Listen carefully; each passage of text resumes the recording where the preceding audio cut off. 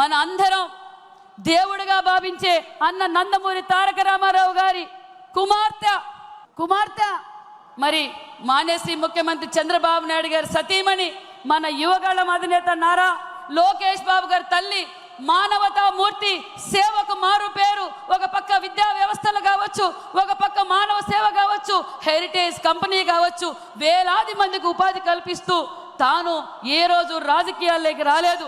అలాంటి వ్యక్తిని అసెంబ్లీ సాక్షిగా ఎంత అసభ్యకరంగా మాట్లాడారో మనం అందరం చూసాం.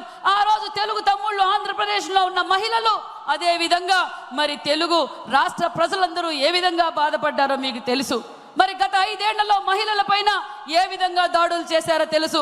మన అనితమ్మ కావచ్చు, సంధ్యారాణి మీద కావచ్చు, నా మీద కావచ్చు, ఎంతో మంది మహిళల పైన అసభ్యకరంగా కేసులు పెట్టి భయపెట్టి బెదిరించారు. నిజంగా ఈ 5 సంవత్సరాల్లో స్త్రీ శక్తి ఏ విధంగా పనిచేసిందో జగన్మోహన్ రెడ్డికి ఓటు ద్వారా చూపించారు ఆ రంగుల రెడ్డి కన్న విషయం కూడా మీకు తెలియజేస్తున్నాం. మరి ఈరోజు మహిళలు అన్ని రంగాల్లోనూ ఉన్నారు. అధికారంలోకి రాగానే మనం ఏదైతే మాట చెప్పామో మహిళలను గౌరవిస్తూ, మహిళలను అక్కను చేర్చుకుంటూ, ఏ సమస్య వచ్చినా నేను సైతం అంటూ మహిళలకు అండగా ఉన్న మన యువగళం అధినేత నారా లోకేష్ బాబు గారు ఈరోజు మహిళలకు పెద్దపీట వేసే పార్టీ తెలుగుదేశం పార్టీ, మన చంద్రన్న అన్న విషయం మీకు తెలియజేస్తున్నాం. మరి ఈరోజు